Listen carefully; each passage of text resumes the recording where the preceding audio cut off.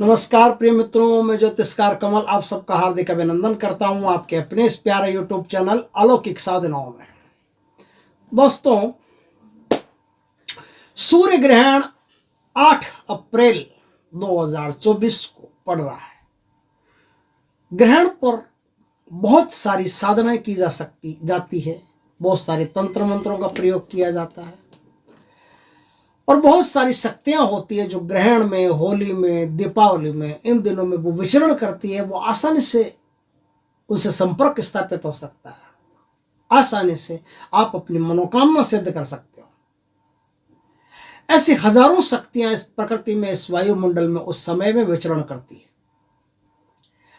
दोस्तों, ग्रहण पर, सूर्य ग्रहण हो या चंद्र ग्रहण हो, उस पर बहुत सारी साधनाएं की जाती है और हमारे पास भी भगवान के दया से बहुत साधनाएं हैं जिन्हें करके हम अपने जीवन में इच्छित फल प्रदान कर सकते हैं, खुद को इच्छित फल प्राप्त कर सकते हैं।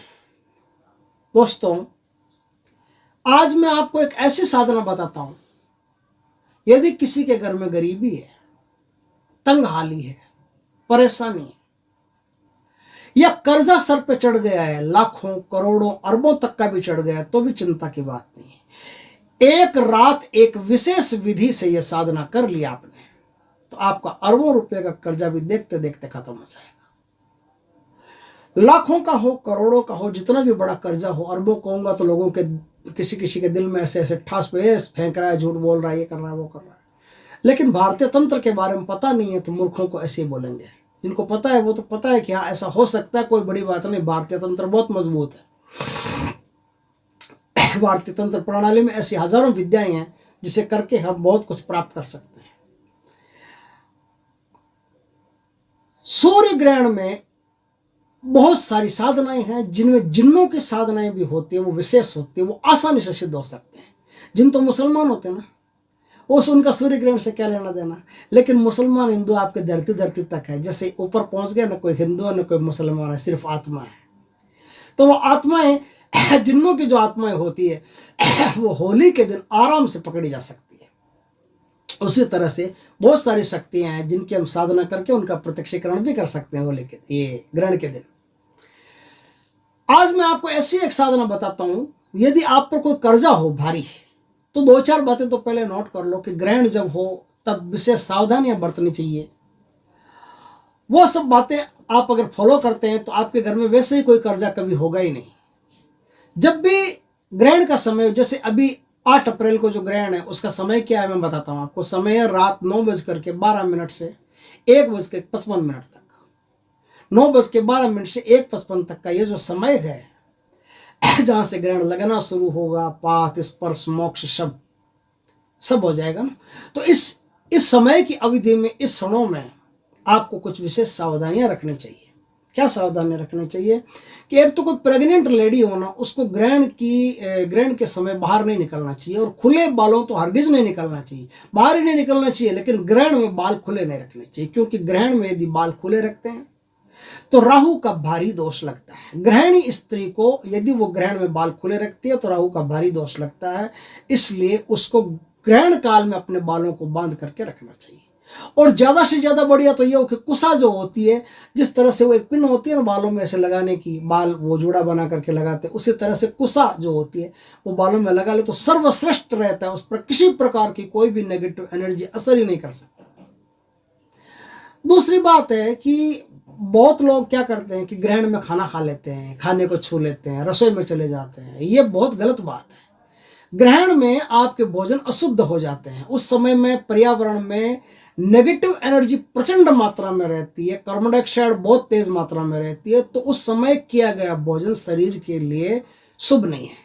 उस समय भोजन करना, भोजन पकाना, ये सब निषेध माना जाता है। तो इन सब छोटी छोटी चीज़ों का आपको ध्यान रखना चाहिए कि भाई जब ग्रहण चल रहा हो तब न तो भोजन पकाएं न भोजन बनाएं। ग्रहण में अपने इष्ट देवता के मंत्र का ज़्यादा से ज़्यादा जाप करना चाहिए, या आपको कोई विशेष शुभता चाहिए तो गायत्री मंत्र का जाप करना चाहिए। या गायत्री मंत्र आप नहीं जानते हो तो टेप रिकॉर्डर में चला करके छोड़ दो, उसमें सुनते रहो, या मोबाइल में चला करके छोड़ दो, उसमें सुनते रहो। खाली चला करके छोड़ने में तो मोबाइल को फल मिलेगा, आपको थोड़ी मिलेगा।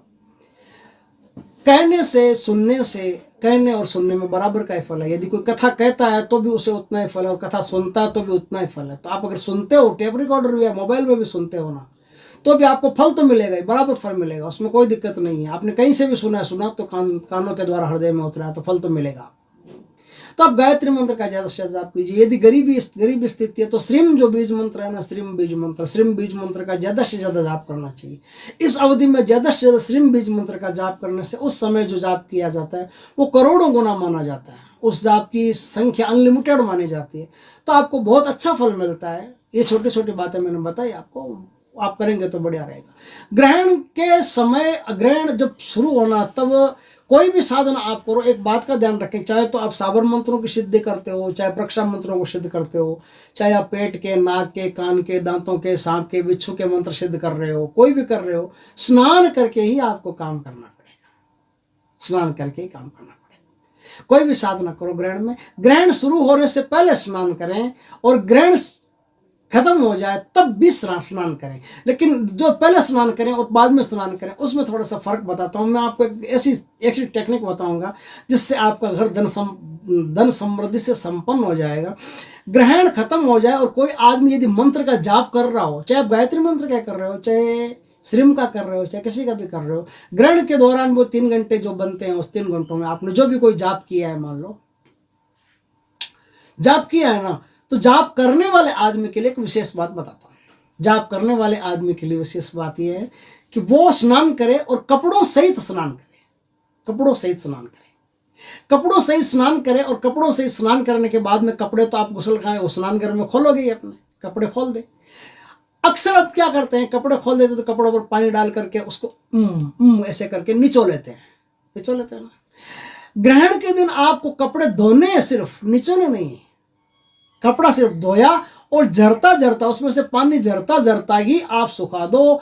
आप याद करोगे एस्ट्रो कमल को, अलौकिक साधना पर एस्ट्रो कमल को याद करोगे, कमल पंडित को, कि उसने एक ऐसी चीज बताई थी जिसको करने से हमारे घर में धन के भंडार भर गए और सुख शांति चारों तरफ फैल गई। उसमें जितनी भी नेगेटिव ऊर्जा होती है ना, वो सारी नेगेटिव ऊर्जा उन कपड़ों में लगी रहती है। वो सब आपके शरीर से, कपड़ों से, आपके घर से, सबसे खींच करके बाहर कर देती है, बहा देती है। और जब ग्रहण खत्म हो जाए तब आपको सुबह लगा लो, कोई दिक्कत नहीं है।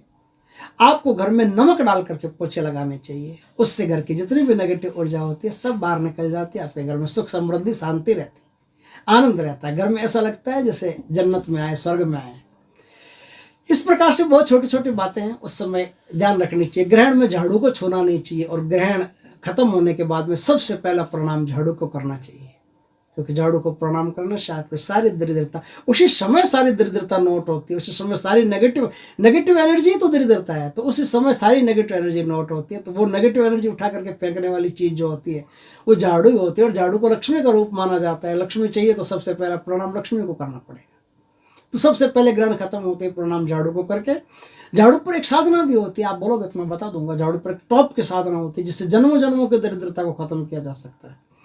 तो इस प्रकार की छोटी छोटी बातें, उनका ध्यान रखना आपको चाहिए। अब मैं बताता हूँ आपको ऐसी साधना जिसमें आप करोड़ों अरबों का भी कर्जा आप पर हो तो भी एक झटके में खत्म हो जाएगा और जन्मों जन्मों की दरिद्रता को नष्ट कर देगा। क्या करना है आपको ग्रहण शुरू होने से पहले स्नान करके अच्छे तरह से उसमें गुलाब जल वगैरह डाल करके स्नान करें। और ग्रहण में जो साधना की जाए वो खुले बालों की साधना नहीं होती। ग्रहण में यदि आप साधना कर रहे हैं तो अपने बालों को बांध लें, बालों को बांध करके फिर साधना करें। आपको उत्तर दिशा की तरफ अपना मुख रख करके एक बाजोट के ऊपर शुद्ध घी का दीपक जलाना है। एस्ट्रो कमल पर मैंने एक वीडियो दिया है, जो पीछे चित्र दिखाई दे रहा है, चित्र उसी के है। आप उस वीडियो को देखना, उस वीडियो में एक टेक्निक बताई हुई है। ये यंत्र है, ये यंत्र बनेगा दीवार पर, और इस यंत्र के सामने ये ऊपर बनेगा, ये यंत्र बनेगा, इस यंत्र के बीच में यहाँ दीपक लगेगा। ठीक है, आटे का एक दीपक बनाना है। दीपक में शुद्ध गाय का घी भरना है, गुड़ भरना है, काले तिल होते हैं वो मिला करके दीपक बनाना होता है। तो ये दीपक चाहे तो आप ये यंत्र बनाओ चाहे मत बनाओ। अब जो साधन बता रहा हूँ थोड़ी सी अलग टाइप के, तो बनाना कोई जरूरी नहीं है, लेकिन बनाओ तो सबसे बढ़िया है। तो एक दीपक बना करके आटे का दीपक बना करके, और आटे का गोला बना करके उसके भीतर वो दीपक रखें। या जो चावल होते हैं ना, चावल को आप ना कुमकुम से रंग ले, कुमकुम से रंग करके उसकी डेयरी बनाए, डेयरी बना करके उस डेयरी के ऊपर आप उस दीपक को विराजमान करेंगे। दीपक को विराजमान कर दिया आपने, उसके ऊपर दीपक को विराजमान करने के बाद में आप प्रणाम करेंगे, गुड़ का भोग लगाएंगे, दीपक के अंदर गुड़ के डले रखेंगे, गुड़ के डले रख करके माँ भगवती से आप प्रार्थना करेंगे, माँ भगवती आज रात 9:12 से लेकर के 1:55 तक मैं धन प्राप्ति के लिए, अक्षय धन प्राप्ति के लिए, कर्ज मुक्ति के लिए साधना करने जा रहा हूँ। मेरे गुरु ने मुझे बताया, गुरु जो भी आपको बताता उसका नाम ले लेना कि फलाने गुरु ने मुझे बताया, उस अपने गुरु के कथनानुसार मैं साधना कर रहा हूँ। तो गुरु को प्रणाम करके, माता को प्रणाम करके, सब देवी देवताओं से आशीर्वाद लेकर के और अब आप बैठ जाइए अपनी साधना करने में। 9:12 से लेकर के 1:55 तक आपको रुद्राक्ष की माला से या कमल गट्टे की माला से इस साधना को करना है। इस साधना में एक बात और होती है, यदि मैं बता देता हूं आपको, बिल्व पत्र जो होता है, बिल्व पत्र की जड़ होती है, वो एक दिन पहले लानी पड़ती है। जैसे 8 तारीख को ग्रहण है तो आप 7 तारीख को लेकर के आ जाइए, निमंत्रण दे करके आप वो जड़ लेकर के आ। जब आप कहेंगे कि जड़ कहाँ मिलेगी, ये मिलेगी, तो आपको कहीं चिंता करने की जरूरत नहीं। बिल्व पत्र का पेड़ नर्सरी में भी होता है, तो उनसे आप बोल दीजिए कि हमको पेड़ नहीं, पेड़ की थोड़ी सी जड़ चाहिए, छोटी सी जड़ वहां से ले आइए। छोटी सी जड़ ला करके उसे गाय के दूध से, घी से, पंचामृत से अच्छी तरह से धो के, साफ करके, पवित्र करके, प्रणाम करके, पंचोपचार पूजन करके उसे एक प्लेट में अपने सामने रख दीजिए। प्लेट में अपने सामने रख दीजिए। अब आप जितना देर बनता है, 3 घंटा जो भी बनता है, इस 3 घंटे में आप मंत्र का जाप कीजिए। कोई भी आसन में बैठिए, लाल कपड़े पहन करके, या लाल कपड़े नहीं हो तो कोई भी सादे सीधे कोई भी कपड़े हो, आप ढीले डाले कोई कपड़े हो, बिना सिले हुए तो सबसे बढ़िया।